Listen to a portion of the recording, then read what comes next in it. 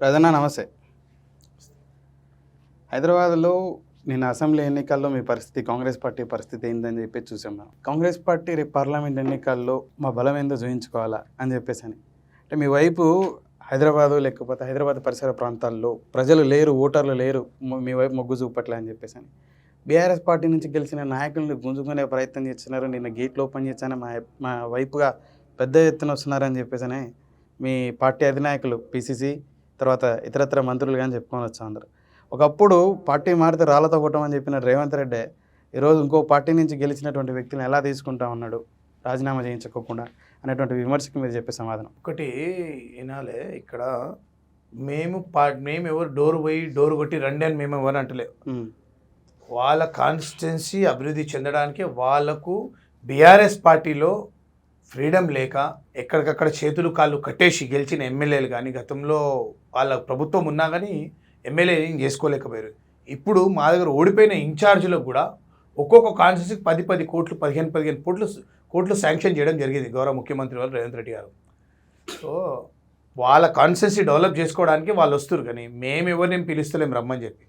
మేము గేట్లు తెరిచినామంటేనే మేము ఎప్పటి నుంచో గేట్ కాడ నిలబడ్డారు. పెద్ద ఎత్తున ప్రలోభ పెడుతున్నాడు అని చెప్పేసి నిన్న ఖైరతాబాద్ ఎమ్మెల్యే దానం నాగేందర్ వెళ్తే దాసోజు శ్రావణ్ గారు ప్రెస్ మీట్ పెట్టి ఎటువంటి విమర్శలు చేశారు. అమ్మ దాసోజీ శ్రావణ్ వాడిని నిలకడలేదు, వాడు గోడ మీద పిల్లబ్బా.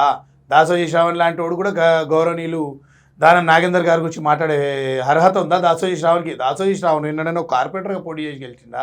ఒక నామినేటెడ్ పోస్ట్ తెచ్చుకున్నా? కేసీఆర్ కాళ్ళు బూట్లు నాకేమైనా కాళ్ళు ఎత్తి దానం నాగేందర్ గారు 3 సార్లు ఎమ్మెల్యే, ఒకసారి మంత్రి చేసాడు, గ్రేటర్ హైదరాబాద్కి ప్రెసిడెంట్ సిటీకి.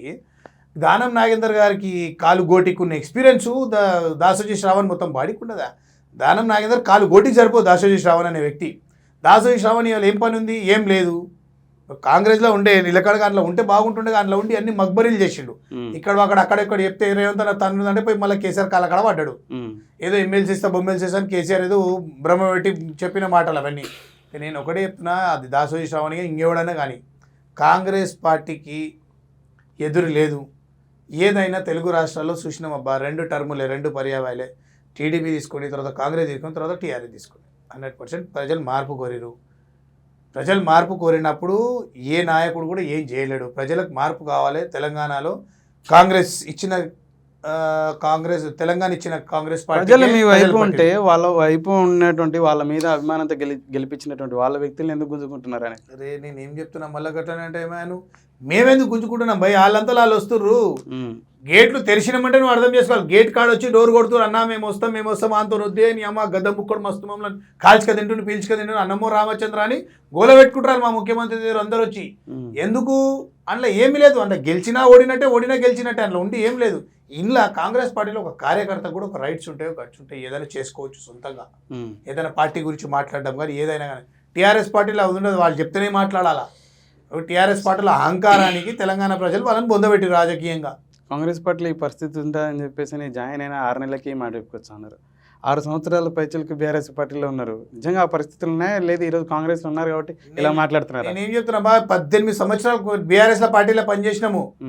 18 సంవత్సరాలు 2001లో సతీష్ రెడ్డి ఎంబడి జూబ్లీస్ కాన్స్టిట్యూన్సీలో జెండా మోసినాం మేము. ఇలా సతీష్ రెడ్డి లేడు, ఎవడో పనికి మాలోడు వచ్చాడు జెండా మోస్తాడు టీఆర్ఎస్ పార్టీది. మాలాగా ఉద్యమకారులు ఎంతోమంది కవితక్కెంబడి మేము మిలీనియం మార్చని కానీ ఎన్నో ఉద్యమాలు చేసినాం. ఇలా కవితక్కెంబడి ఏం చేయలే కవితక్క మాలాంటి వాళ్ళు. అందుకే మాలాంటి వాళ్ళు అసురుసరికి కవితక్కలు జైలు పాలవుతారు. బిడ్డ అయింది, తండ్రి అవుతాడు, కొడుకు కూడా అవుతాడు. ఎవరికి ఒక్క ఉద్యమకారునికి న్యాయం చేయలేదబ్బా వీళ్ళు. మాలాగా ఎంతోమంది మా కాంగ్రెస్ పార్టీ ఇచ్చిన తెలంగాణ ఇచ్చిన కాంగ్రెస్ పార్టీ కాబట్టి మాలాంటి వాళ్ళం కరుడు కట్టిన కార్యకర్తలు, నిఖార్సైన తెలంగాణ వాదులం, నిఖార్సైన కార్యకర్తలము మేము మళ్ళీ కాంగ్రెస్ పార్టీలో చేరడం. మాలాగా ప్రతి ఒక్కరు పనిచేసారు కాబట్టి ఈరోజు కాంగ్రెస్ పార్టీ కార్యకర్తల్ని రేవంత్ రెడ్డి గారు గౌరవ ముఖ్యమంత్రి కాపాడుకోనికి నిన్నగాక 37 చైర్మన్లు ఇచ్చిన అందరికీ కాంగ్రెస్ పార్టీలో నమ్మిన సిద్ధాంతానికి కట్టుబడి నెలకి ఇవ్వడం జరిగింది. కవిత గారు మా లాంటి ఉసురు తగిలి అరెస్ట్ అయ్యారని చెప్పి 100%.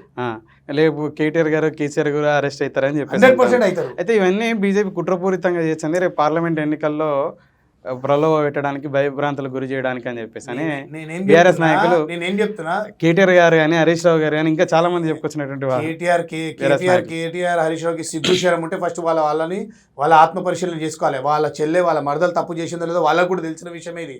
బీజేపీ కూడా ఏం చేసింది? దొందే. BJP BRS దొందే.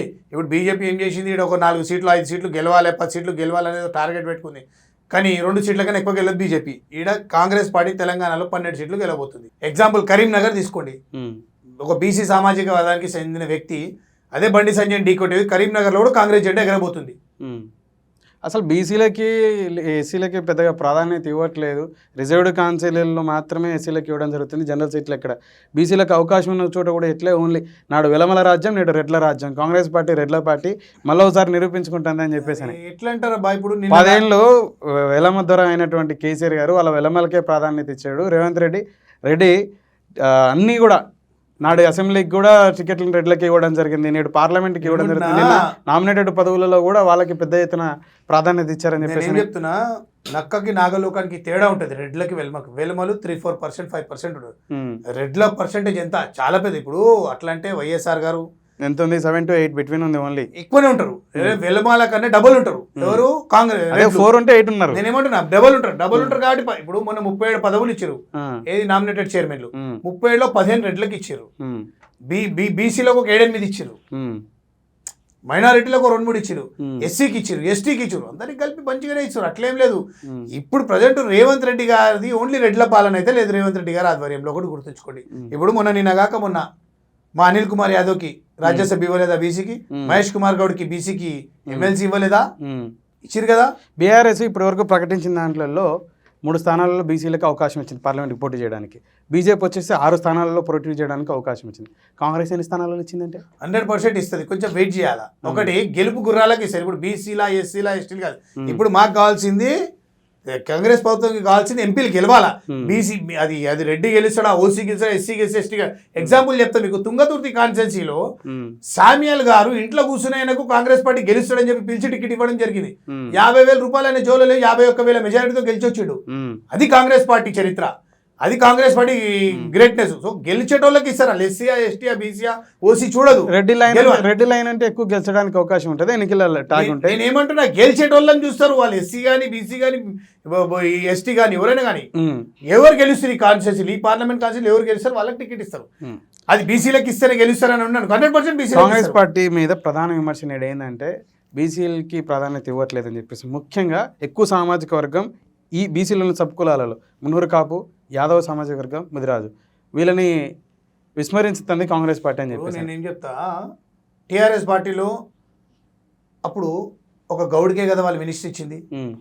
శ్రీనివాస్ గౌడ్ ఇచ్చిన, అంతకుముందు పద్మారావు గౌడ్కి ఇచ్చింది. మన సార్ ఇప్పుడు ఈయనకు పొన్నం ప్రభాకర్ గౌడ్కి ఇచ్చారు మినిస్ట్రీ. మహేష్ కుమార్ గౌడ్కి ఎమ్మెల్సీ ఇచ్చారు కదా. ఎలక్షన్ కాగానే ఇమీడియట్ గా బీసీలకి ఇక్కడ న్యాయం జరగలేదా? ఒక యాదవ్లు ఎవరు గెలవలేదు కాబట్టి యాదవ్ రాజ్యసభకు పంపారు కదా. చిన్నోడైనా అనిల్ కుమార్ యాదవ్ నమ్మిన సిద్ధాంతానికి కట్టుబడి ఉన్నాడు చెప్పి అనిల్ కుమార్ యాదవ్ని రాజ్యసభకు పంపింది కదా. ఇక్కడ బీసీలకు ఎక్కడ న్యాయం జరిగినట్టుంది? నేనగాక మొన్న ఇచ్చిన 37 మంది లిస్టులో చూడండి, 8-9 మంది బీసీలకు ఇచ్చారు చైర్మన్లు, 37 మంది నామినేటెడ్ చైర్మన్.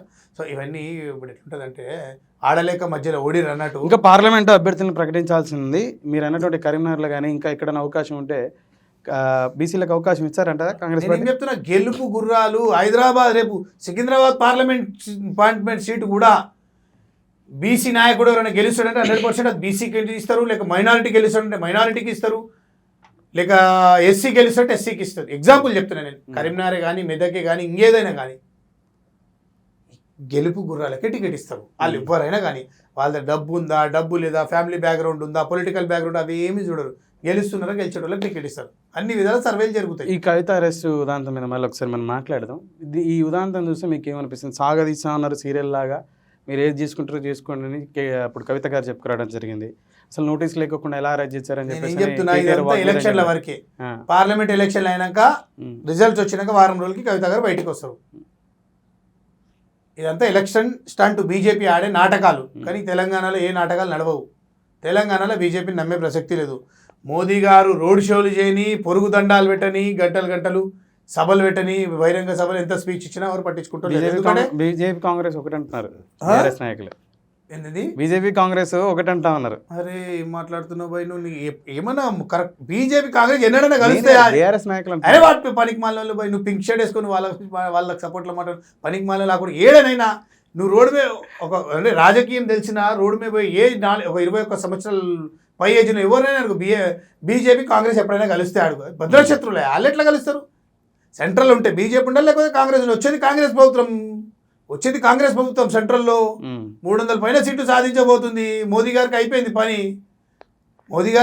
అందుకో మీ ఆడబోయి టీడీపీని మొన్నటికి జగన్కి చెప్పి చంద్రబాబు నాయుడు జైలు లేపించాడు. మళ్ళీ పోయి చంద్రబాబు నాయుడు కాలు పట్టుకుంటు ఇప్పుడు మోదీ 15-20 సీట్లు చేయను అయినా నీకు దండం పెడతారా అయ్యా అని చెప్పి పట్టుకుంటుడు.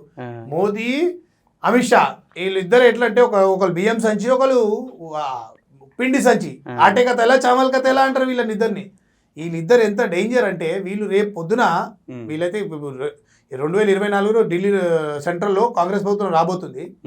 ఒకవేళ కాంగ్రెస్ ప్రభుత్వం రాక అటు ఇటు బీజేపీ వచ్చింది ఈ కొడుకులు డెమోక్రసీని ఖతం చేస్తారు. మీరు చూసుకోరు, ఈ కొడుకులు డెమోక్రసీని ఖతం చేయాలని చెప్పి ఈ కొడుకుల ప్లాన్ లేదు. ఎవరు? ఈ గుజరాతీలు.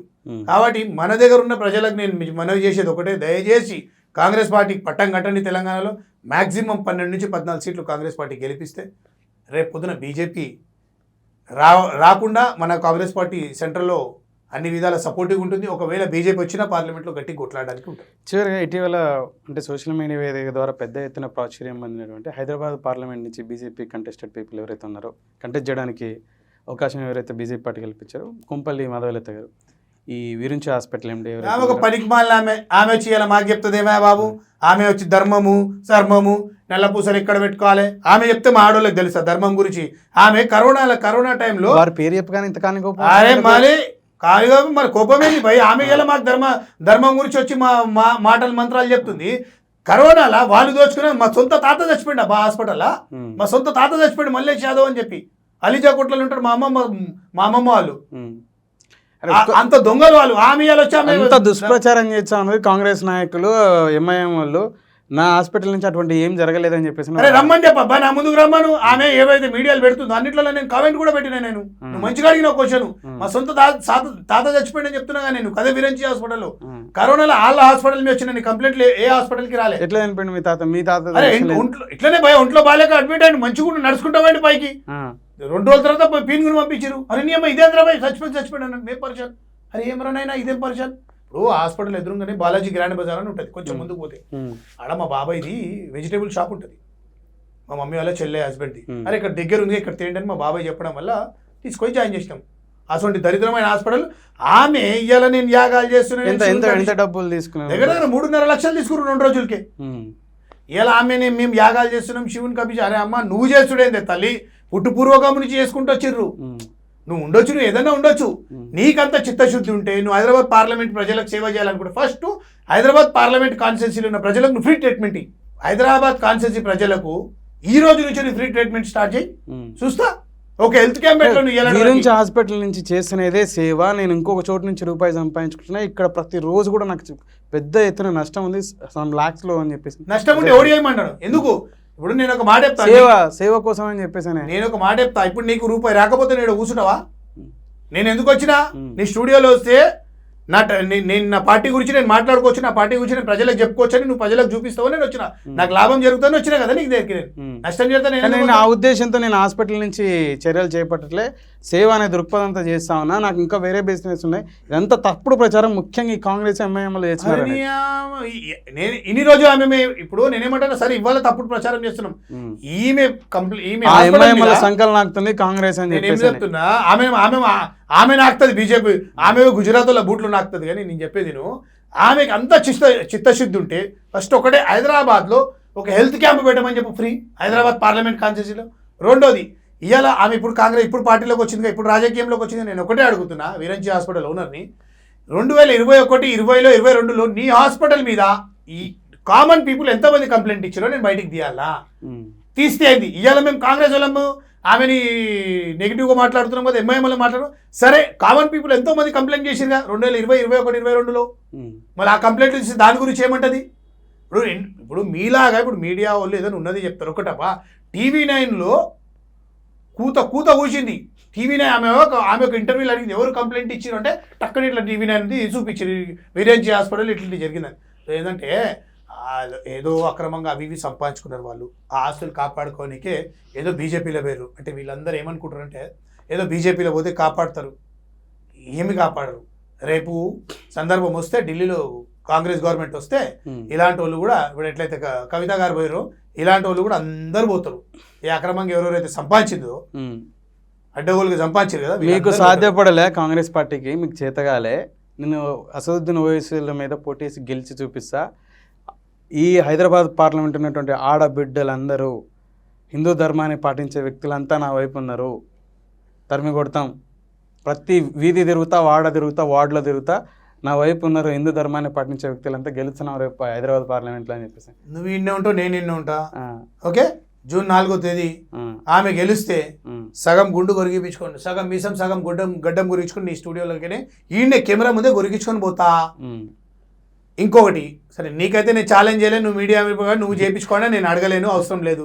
వారు చేసిన విమర్శలు అదే ఆమె ఇది నా ఛాలెంజ్ కాదు, వారు అన్నటువంటి మాటలు మేము ముందర వస్తాను, నేను ఎందుకు గుండు గురించుకోవడం అవన్నీ నేను చేయను. పనికి మాలిన మాటలు ఆమె మాట్లాడుకుంటుంది కానీ ఆమెకి ఏం పని లేక పబ్లిక్ని పిచ్చోళ్ళని చేయడానికి వచ్చి ఊకే కొన్ని పేడ్ మీడియాలు ఉన్నాయి, కొన్ని ఆ పేడ్ మీడియాలను పట్టుకొని వాళ్ళ మీద వాళ్ళని పట్టుకొని ఏదో ఉరుతా ఉంది ఆమె. సరే ఉరుకొని నేను చెప్తున్నా, క్యాంపెయినింగ్ స్టార్ట్ కానీ అదే డబ్బులు ఇచ్చి ఇప్పుడు ఇంటర్వ్యూలలో కూర్చొని అది ప్రచారం చేసుకుంటున్నా. కొన్ని మీడియాలు ఉన్నాయి భయ్, కొన్ని మీడియాలు పైసలు ఇచ్చి పైసలకే చేస్తున్నా ఆమెకి, కొన్ని మీడియాలు పైసలు తీసుకొని ఆమె పబ్లిసిటీ చేస్తున్నామని 100% చెప్తున్నా. విరంచి హాస్పిటల్ ఓనర్ ఎవరైతే హైదరాబాద్ పార్లమెంట్ కండెకుడు యాస్పిరెంట్ ఉంది కదా, ఆమె కొన్ని మీడియా వాళ్ళకు డబ్బులు తీసుకొని పబ్లిసిటీ చేసుకుంటుంది. సరే నేను డబ్బులు ఉన్నాయి, అక్రమ మస్తుగా అడ్డగోలుగా సంపాదించిన పెట్టుకోలే, సరే ప్రాబ్లం లేదు. నేను చెప్తున్నాను, ఆమె కనుక హైదరాబాద్ పార్లమెంట్ సీట్ గెలిస్తే ఇక్కడ నీ మీడియాలోనే నీ కెమెరా ముందే సగం గుండు సగం మీసం సగం గుండి కొరిగించుకొని పోతా ఇడికని, ఇడికేంచి ఎడికిపోతా, అదే చార్మినార్ కాడికి పోతా, నడుచుకుంటా పోతా ఇడికని. ఓకే, అది ఆమె గెలవదు, అది కాదు. సరే గెలిస్తే ఇచ్చేసా. రెండోది కాంగ్రెస్ పార్టీ గెలిచారా? నేనేం చెప్తున్నా, డిపాజిట్లు రావంట మీకు. నేనేం చెప్తున్నా, హైదరాబాద్ పార్లమెంట్ కాన్స్టిట్యున్సీలో ఎంఐఎం ఓడగొట్టేటోడు ఎవడు లేడు. ఎందుకంటే అక్కడ మైనారిటీస్ ముస్లిమ్స్ కరుడు గట్టి ఉంటారు, ఎంఐఎంకి అక్కడ కరుడు గట్టి ఉంటారు, వాళ్ళని ఎవరు ఓడగొట్టలేరు. టీఆర్ఎస్ ఓడగొట్టలేదు, కాంగ్రెస్ ఓడగొట్టలేదు, టీడీపీ గతంలో టీడీపీ ఓడగొట్టలేదు, కాంగ్రెస్ ఓడగొట్టలేదు, బీఆర్ఎస్ ఇప్పుడు కాంగ్రెస్ కూడా ఓడగొట్టది, ఈ బీజేపీ కూడా ఓడగొట్టది. ఆమె అంటుంది కదా, ఆమె దీన్ని మాట్లాడుతారు, ఆమె డిపాజిట్ తెచ్చుకోమని ఫస్ట్. ఆమె కష్టపడేది, ఆమె చేసేది, ఆమె మాటలు, ఆమె ధర్మాలు కర్మాలు అవన్నీ ఆమె డిపాజిట్కే సరిపోతాయి. నువ్వు చూస్తుండు ఆమె క్యాంపెయినింగ్ స్టార్ట్ కానీ ఆమె టమాటాలతో గుడ్లతో కొట్టకపోతే చూడాడ. కాంగ్రెస్ మేము ఎందుకు కొడతాం ఎంఐఎంఓలు? కాంగ్రెస్ అభ్యర్థికి ఎక్కువ వచ్చాయి, బీజేపీ అభ్యర్థి మాధవలత గారికి 100% బీజేపీ కంటే ఒక్కోటి మాకు ఎక్కువ వస్తుంది. హైదరాబాద్ పార్లమెంట్ కాన్స్టిట్యూన్సీ బీజేపీ అభ్యర్థి కంటే ఒక్క ఓటైనా కాంగ్రెస్ అభ్యర్థికి వస్తుంది. బేసిక్ గా స్త్రీ ఒక పెద్ద శక్తి, ఆకలి ఉంటే అన్నం పెడుతుంది, లేకపోతే ఏంటనేది ఇంట్లో స్త్రీ ఉందబ్బా, వాళ్ళంతా తన వైపు ఉంటారని చెప్పి నేను ఏం చెప్తున్నా, ప్రతి ఇంట్లో స్త్రీ ఉంది, ప్రతి ఇంట్లో స్త్రీ ఉంది, మా ఇంట్లో కూడా స్త్రీ ఉంది, నాకు కూడా పెళ్ళైంది, నాకు కూడా భార్య ఉంది. ఏనవా, నేను కూడా అట్లా అడ్డగోలుగా సంపాదించి నేను ముందుకు రాకుండా ఆమెను కూడా ముందుకు పంపొచ్చు అని మాకు అవసరం లేదు. ముందు నిలబడతాం, మళ్ళీ భర్త నిలబడమనండి ముంగల్కి వచ్చి, అలా భర్త నిలబడమనండి, మాధవిలతో ముందుకు రమ్మనండి. ఆయన ఎందుకు లోపల కూర్చొని ఆడలకు ముందుకు? ఏమైపోయిందంటే కొంతమంది ముందుకు రాలేరు మొగోళ్ళు. అరే మమ్మల్ని ఏ కేసులు లేస్తారు, మమ్మల్ని ఓడి తిడతాడో అని చెప్పి భయంతో చేసిన తప్పులు చాలా ఉంటాయి. ఆడవాళ్ళని ఎవరేమనుకోండి, ఓల్ సిటీ ఆడవాళ్ళు అట్లా కాదు. నేను కూడా పుట్టి పెరిగింది ఓల్ సిటీ, దొలిపేట్లో నేను కూడా పుట్టింది జాలెన్మానే, నా పుట్టుపూర్వకం కూడా. రాజాసింగ్ నా ఇల్లు ఏదైతే ఉందో నా ఇంటి పక్కనే రాజాసింగ్ ఇప్పుడు ఇల్లు కట్టుకుని దులిపెట్టి మధుర కనాల. రాజాసింగ్ టికెట్ ఇవ్వడానికి మీరు ఏమని భావిస్తున్నారు? మాకెందుకు పోయి అవలాలు ఏమని చేసుకోండి, మాకు సంబంధం ఏముంది. కానీ రాజాసింగ్ చేసిన వ్యాఖ్య ఒకటి, ఎవరు మొగలు లేరా బీజేపీ నుంచి పోటీ చేయడానికి? దానికి అమిత్ షా, కిషన్ రెడ్డి చెప్పుకోవాలి. పనికిమాలినోడు వాళ్ళకు ఒక ప్రెసిడెంట్ ఉండు కిషన్ రెడ్డి, వాడైతే వేస్ట్ కాడు. ఒక సికింద్రాబాద్ పార్లమెంట్ కాన్స్టిట్యున్సీకి ఎంపీగా గెలిచి కేంద్ర మంత్రి అయిండు కిషన్ రెడ్డి. ఒక్క రూపాయి సెంట్రల్ నుంచి ఫండ్ తెచ్చి పెట్టలే. ఆయన నమ్ముకున్న కార్యకర్తలకు ఒక్కరికి కూడా న్యాయం చేయలేదు కిషన్ రెడ్డి. సో ఆయన కిషన్ రెడ్డి అనే వ్యక్తి ఎవరికి చేయడు. అందుకోమే కదా అప్పుడు రాజాసింగ్ టికెట్ ఇస్తే రేపు నేనేడు ఇదైతాను అని చెప్పి భయంతోనే మాధవిలతను వీళ్ళని వాళ్ళ దగ్గర ఏదో కొన్ని దన్నుకుంటాడు, డబ్బులు తీసుకుని టికెట్ పంచుకుంటాడు. కిషన్ రెడ్డి పనే అది కదా. బీఆర్ఎస్ని ఖతం చేస్తామని చెప్పేసి అని కాంగ్రెస్ అంటుంది, లేదు కాంగ్రెస్ని ఖతం చేస్తామని చెప్పేసి అని బీజేపీ అంటుంది. నేనేమంటున్నా, ఇవన్నీ నడుస్తూనే ఉంటాయి, అనుకుంటూనే ఉంటారు. సరే fine, end of the day రాజకీయాల్లో సుదీర్ఘకాలం ఉన్నారు కదా, ఏ పార్టీ ఖతం అయ్యే అవకాశం ఉన్నట్టు? బీఆర్ఎస్ కేసీఆర్ గారు అయితే చాలా పార్టీలను ఖతం పట్టించిండు, తెలుగుదేశాన్ని పట్టించిండు, ఇంకా కొన్ని పార్టీలను పట్టించిండు. ఇప్పుడు బీఆర్ఎస్ పార్టీ ఖతం అవుతుందా, కాంగ్రెస్ పార్టీ ఖతం అవుతుందా? నేను చెప్తున్నాను, తెలుగుదేశంని జీరో చేసే చరిత్ర బీజేపీకి లేదు, కేసీఆర్తో కూడా ఎవరితో కాదు. తెలుగుదేశం అనేది తెలుగు వాళ్ళకి ఒక రాజకీయ పార్టీగా ఒక అండదండగా తెచ్చిన వ్యక్తి ఎన్టీఆర్ గారు, గౌరవనీయులు స్వర్గీయులు ఎన్టీఆర్ గారు ఇట్లా తిరిగిండు, గవర్నమెంట్ ఫామ్ చేసిండు. సో టీడీపీని ఎవరు ఇయ్యాల కాకుండా మళ్ళీ రేపైనా మళ్ళీ ఏపీలో అక్కడక్కడ వస్తూనే ఉంటుంది. సో తెలంగాణలో అధికారంలో రాకపోయినా ఏపీలో అయితే వచ్చింది కదా, మళ్ళీ ఆల్టర్నేటివ్ నడుస్తూ ఉంటుంది. ఆడ ఏపీ ప్రజలు తెలియక పిచ్చోని చేతిలో రాయి పెట్టింది. సరే ఇప్పుడు బీఆర్ఎస్ ఖతం అవుతుందా, కాంగ్రెస్ ఖతం అవుతుందా బీజేపీ చేతిలో? నేనేం చెప్తున్నా, ఎవరి చేతిలో ఎవరు ఖతం గారు. మా కాంగ్రెస్ పార్టీ అభివృద్ధి చేస్తుంది. కాంగ్రెస్ పార్టీలో ఫ్రీడమ్ ఉంటుంది ఎమ్మెల్యేలకు. కాబట్టి బీఆర్ఎస్లో ఉన్న ఎమ్మెల్యేలు అందరూ కాంగ్రెస్లో రావాలని చూస్తారు. గౌరవ ముఖ్యమంత్రి వర్యులు మొన్న మాట్లాడి డిసిషన్ తీసుకుని వెల్కమ్ చెప్పిండు. ఇంట్రెస్ట్ ఉన్న వాళ్ళు, వాళ్ళ కాన్స్టిట్యూషన్ డెవలప్ చేసుకోవాలనుకున్న వాళ్ళు వస్తారు. మ్యాక్సిమం 99% ఎట్లయితే నువ్వు ఇప్పుడు అన్నావో కేసీఆర్ అన్ని పార్టీలను ఖతం చేసిండని, ఏ పార్టీలో ఎవరు ఖతం చేయలేదు, కానీ కేసీఆర్ పార్టీని మాత్రం మా రేవంత్ అన్న అయితే పక్కా ఖతం చేస్తాడు. చూద్దాం, 100% చూద్దాం. ఎక్కువ కూడా టైం లేదు, ఎక్కువ టైం 6 నెలల తర్వాత చూడు. 6 నెలల తర్వాత చూడు. 6 నెలల లోపు కేసీఆర్ కూడా జైలుకు పోతురు. ఇంకెవడు ఉంటాడు, దిక్కేవాడు ఉండాలి. రైట్, చూద్దాం. కేసీఆర్ జైలుకి పోతాడు, రేవంత్ రెడ్డి జైలుకి పోతాడా, కాంగ్రెస్ ఖతం అవుతుందా, బీఆర్ఎస్ ఖతం రేవంత్ అన్న జైలుకి పోయొచ్చుండి, అందరిని పంపుడే ఆయన పని. ఓకే, జై కాంగ్రెస్.